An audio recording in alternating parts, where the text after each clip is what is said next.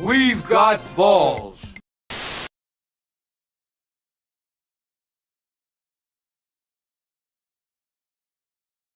It was clear from his early days at Notre Dame that Angelo Bertelli was a superior passing talent and an absolutely horrible runner.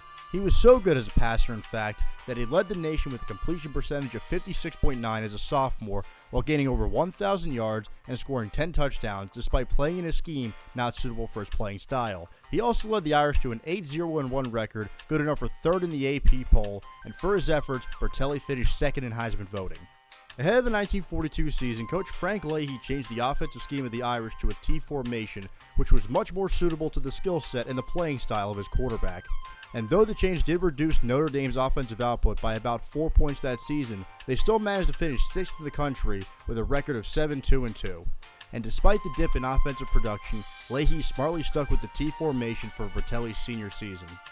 In 1943, Notre Dame was far and away the best team in the nation, mowing down opponents throughout the majority of the season, including a 33-6 victory over No. 3 Navy and a 26-0 performance over 3rd-ranked Army the following week. Unfortunately, Bertelli himself was only able to play in 6 games that season due to being called to active duty by the Marine Corps midway through the year. But in those 6 games, he managed to prove that there was no greater player in all of college football. In fact, as the team started that season, Notre Dame averaged over 43 points per game and cruised to a 6-0 record. Meanwhile, in the 4 games he was out of the lineup, the Irish averaged less than 20 and had a record of 3-1. During his 6 games, Bertelli gained 512 yards and scored 10 touchdowns and completed a then unprecedented 69% of his passes. For this, he took home the Heisman Trophy and became the first player to win the award after previously finishing as the runner-up. And despite his impending tour of duty, the Boston Yanks took him first overall in 1944.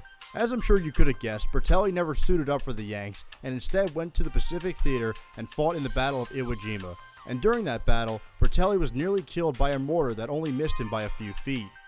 While on active duty, Bertelli was tapped as the coach of the Nagasaki Bears in the Atomic Bowl as a way for the players to blow off steam. The Bears went on to fall to their opponents, the Ishia Tigers, 14-13. To make matters worse, it was the Tigers coach Bill Osmanski who kicked the game-winning extra point after he and Bertelli had agreed to tie the game in an effort to boost morale. Upon his return to the States, Bertelli signed with the Los Angeles Dons of the AAFC, and in 1946, he led the Dons to a 3-0 record in his 3 starts. However, they ended the season with a 3rd-place finish in their division thanks to a mediocre 7-5-2 record.